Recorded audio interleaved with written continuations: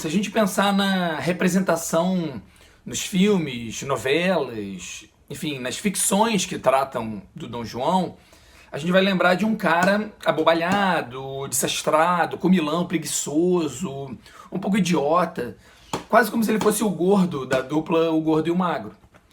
É claro que isso tem alguma coisa a ver com ele, porque essas caricaturas elas nunca pegam, elas nunca se solidificam se elas não têm nada de verdade.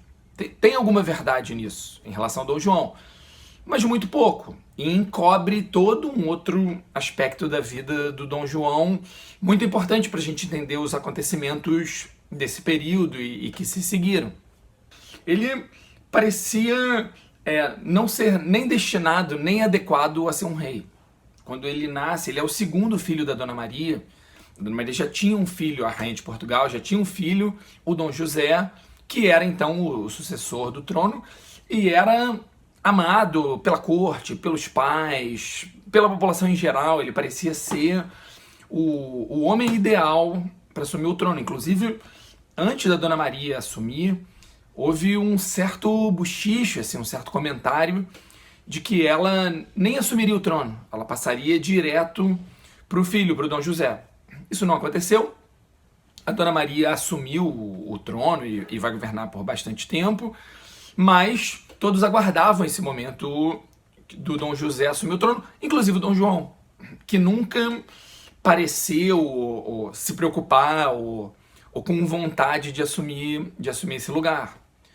Só que o destino pregou uma peça nele. O Dom José morre quando a mãe ainda era viva e logo depois a mãe enlouquece. Talvez pela dor da perda desse filho tão querido, logo depois dela ter perdido o marido, o Dom Pedro III, ela começa a ter umas crises de loucura, começa a não conseguir governar, e o Dom João, que nem sequer seria governante, entra na linha sucessória e começa a governar antes do tempo, porque a sua mãe não tem mais condições de governar. E o Dom João era quase o oposto do Dom José, era um homem tímido, introvertido, fechado, não gostava de discutir, não gostava de se impor, de discordar abertamente das pessoas, mas é esse cara que, por outro lado, era um homem inteligente, era um homem estudioso, era um homem que gostava de ler, era um homem que gostava de música, um homem muito observador, mas, enfim, sem essa propensão aí a mandar, a governar, como vai ter a mulher dele, que acabou não governando, mas tinha, digamos assim, esse lado de mandar, de ordenar, de ser obedecido, como vai ter o filho do Dom João, o Dom Pedro, de quem a gente vai falar mais pra frente. Mas é esse cara, esse Dom João, esse poço de contradições, como quase todo mundo é, na verdade, que vai ter que enfrentar a maior crise da família real Bragança até então, que é o bloqueio continental. Bom, o que ele fez?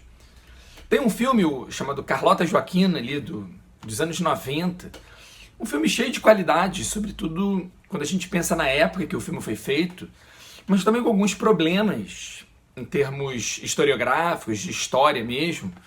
Mas nesse filme, o Dom João, pensando sobre o bloqueio continental, ele fala uma frase maravilhosa. Ele diz o seguinte: quando não sabemos o que fazer, o melhor é não fazer nada.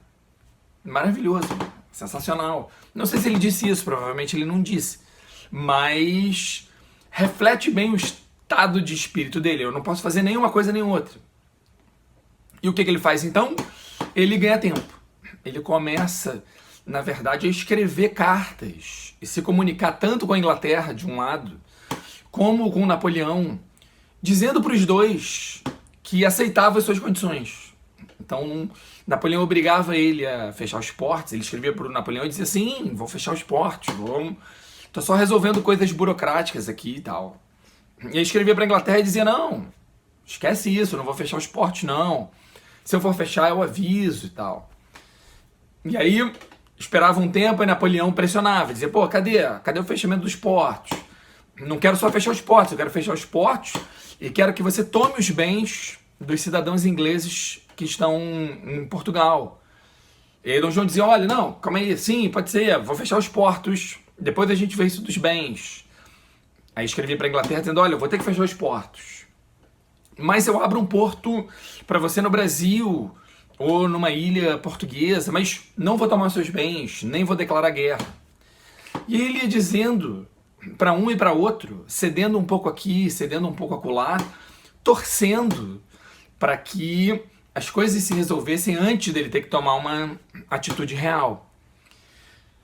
Nisso ele ganha bastante tempo, né? Pode parecer um pouco farsesco, né? Ele enganando os dois, mas ele engana.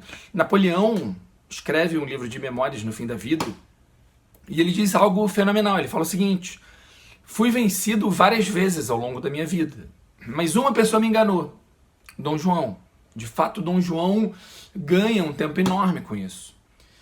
E ainda que ele torcesse para que a coisa se resolvesse sem ele ter que tomar uma atitude, como um bom indeciso que ele era, e porque a situação era bastante complicada, mas ele não faz só isso. Ele vai preparando uma possível fuga da corte. Isso é importante, não é da família real, é da corte, é do governo português. Isso é uma coisa bastante importante para a gente entender o tamanho desse fato. E ele vai preparando aos poucos uma possível fuga para o Brasil. Ele não é o primeiro a pensar nisso. Várias outras pessoas ao longo do tempo já tinham falado que para a família real era muito mais negócio estar no Brasil do que em Portugal, porque era um lugar mais rico, estratégico, em termos geográficos, em termos econômicos, fugir das guerras com a Espanha, europeias em geral. Então, ele não é o primeiro a pensar nisso, mas ele é o primeiro a, digamos assim, agir nesse sentido. E ele é tão sagaz, ou sabe ser tão sagaz em alguns momentos, que ele começa a preparar uma possível fuga sem ninguém perceber. É impressionante. Ele passa meses, lentamente, enfim, separando coisas, despachando coisas até para o porto ou para alguns navios, mas de uma maneira tão bem pensada que não há muitos relatos, ou não há nenhum relato de desconfiança de que ele fugiria para o Brasil. Só que essa estratégia tem um prazo de validade. Chega um determinado momento, Napoleão cada vez pressionando mais, Dom João sempre cedendo sem ceder. Quando ele cedia, ele avisava os ingleses antes, para que ele pudesse parecer aos ingleses que ainda estava fazendo esse jogo duplo, e estava, mas ele gostaria que os outros acreditassem que Portugal estava com ele, né? E não com os dois. Mas chega uma hora que Napoleão pressiona e diz: olha, cansei, estou mandando minhas tropas para ir. E quando as tropas francesas, o Napoleão não vai para Portugal, mas ele manda um cara de confiança, o Junot. Quando as tropas francesas vão para Portugal, e aí entre parênteses, no caminho, já que iam passar pela Espanha, resolveram conquistar a Espanha, mas esse é um assunto que não é nosso agora. Quando eles estão indo para Portugal, quando as notícias da tropa francesa, do avanço das tropas francesas, vão chegando a Portugal, aí o Dom João acelera as coisas. E aí, nesse momento, nesses dias, é que a notícia começa a vazar. Primeiro vaza que é o Dom Pedro que vem para o Brasil, depois que não, que é a família real, mas ninguém sabe direito se é, se não é. Mas tem uma intensa movimentação nos portos, no porto principal de Lisboa, funcionários da família real, funcionários do governo trazendo coisas, movimentação intensa, começa aquele desespero, e eles estão sabendo que as tropas francesas estão chegando.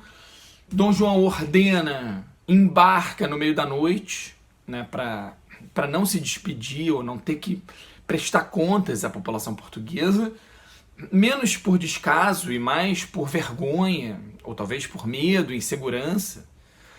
O momento do embarque deles é um momento, enfim, quase patético. Estava chovendo muito, Dom João tinha um pouco de medo de tempestade, de trovão, então ele imagina que é um recado de Deus para que ele não embarcasse. A mãe, completamente louca, ia dizendo, né, segundo os cronistas: não corram, não corram, vão achar que nós estamos fugindo.